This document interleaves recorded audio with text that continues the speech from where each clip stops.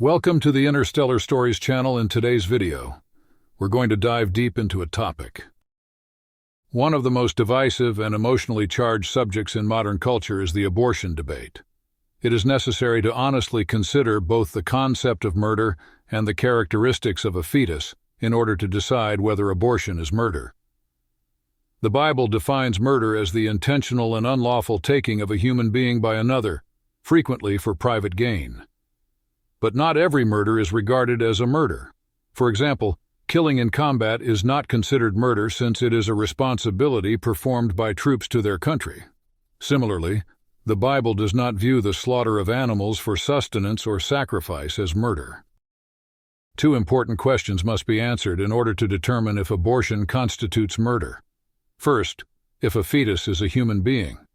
And second, if so, whether abortion still counts as murder, even though it is legal in many states. If the definition of murder is defined as the unlawful taking of a life, then legal acts, such abortion when it is allowed, may not ordinarily be classified as murder. But ethics muddy the waters here, particularly when one person, the mother for example, decides to take a life on her own without consulting anybody else or taking into account the fetus's future personhood. The Bible expressly forbids murder, which is frequently seen as a self-serving act. On the other hand, killing during a conflict is usually acceptable as long as it serves the country's objectives, especially the defense of defenseless citizens. Contrary to other forms of birth control, abortion is the intentional ending of a pregnancy at the mother's request. Abortion might be viewed as murder if a fetus is actually human, as this unilateral decision to kill what would be considered a vulnerable existence crosses ethical lines. The Bible supports the idea that human life begins at conception. Various scriptures suggest that personhood and a divinely ordained purpose exist from the earliest stages of development in the womb.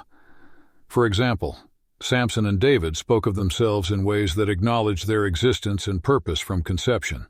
Jeremiah was also described as known by God even before being formed in the womb. These biblical references imply that personhood is established at conception, which challenges the view that life begins only at birth. With this knowledge, abortion may be viewed as the taking of an innocent life.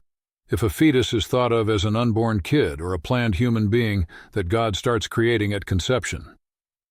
The Bible teaches that God's rules are supreme, even when human laws and social standards may allow abortion.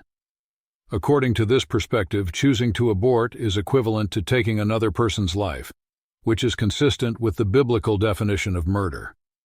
Thus, from this angle, abortion is not only a legal issue but also a deeply moral and spiritual one that touches on the core ideas of human dignity and life.